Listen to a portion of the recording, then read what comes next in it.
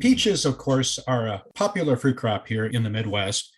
And in years past, I used to manage a peach orchard. And boy, March and April were always very stressful months because you never knew when you would get an unseasonably late frost that might damage or even destroy the peach crop.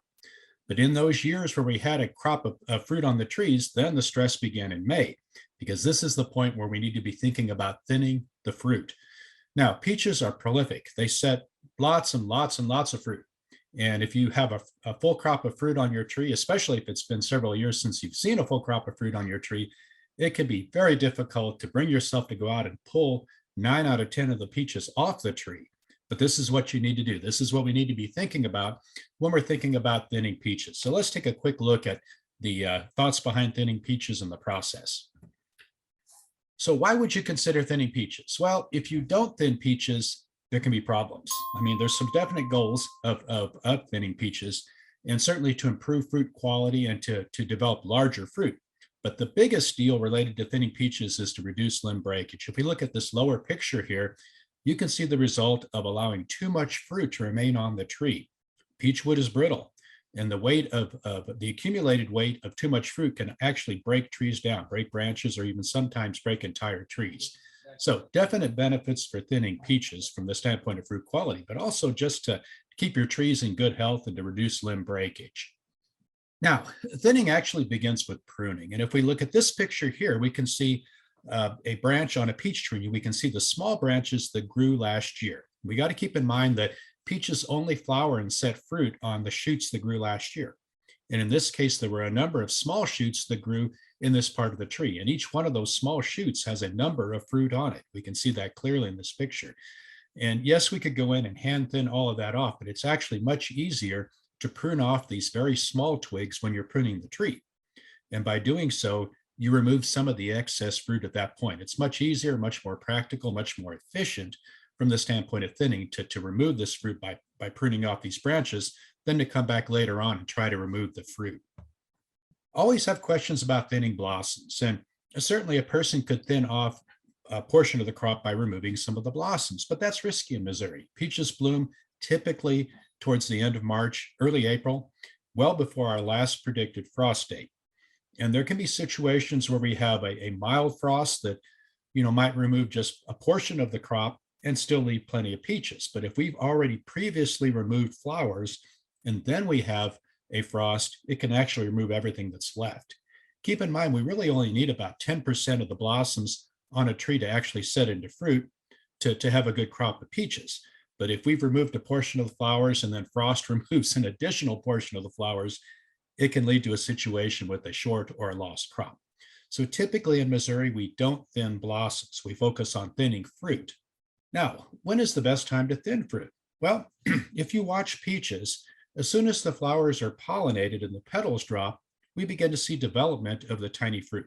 And it happens quick. Within 2 to 3 weeks, we can have a situation from a peach blossom to a fruit that's ready to thin, especially if the weather's warm. Now, as Pat mentioned, we had a fairly cool April, and the process was slowed down to some degree, but we want to keep an eye on the fruit. So after flowering, the fruit begins to grow, and we get to a point that's called shuck split.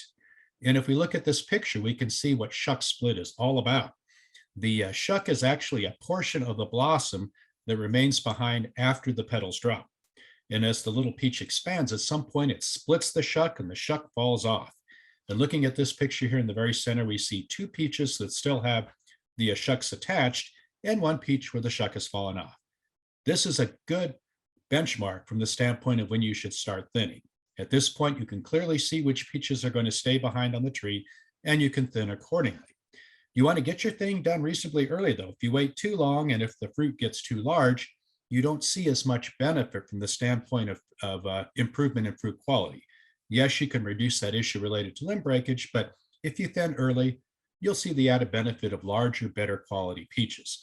So try to get your thinning done before the fruit is larger than a quarter.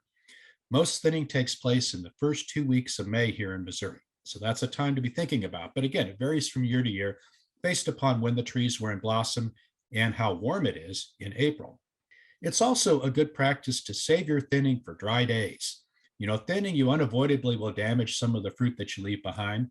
And if you have several days of dry weather for that fruit to heal, you're less likely to have issues with the diseases that attack peach fruit. So thin on a dry day and try to find a day to thin where it's not going to rain for several following days. Now, as far as the actual process of thinning, what we're doing is we're removing excess fruit. And as I said before, you can take 9 out of 10 peaches off of a peach tree that has a full crop on and still have a good crop of good quality fruit and reduce limb breakage.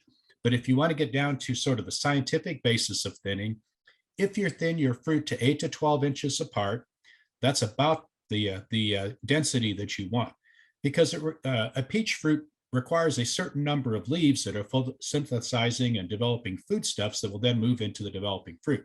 And that's typically around 20 leaves.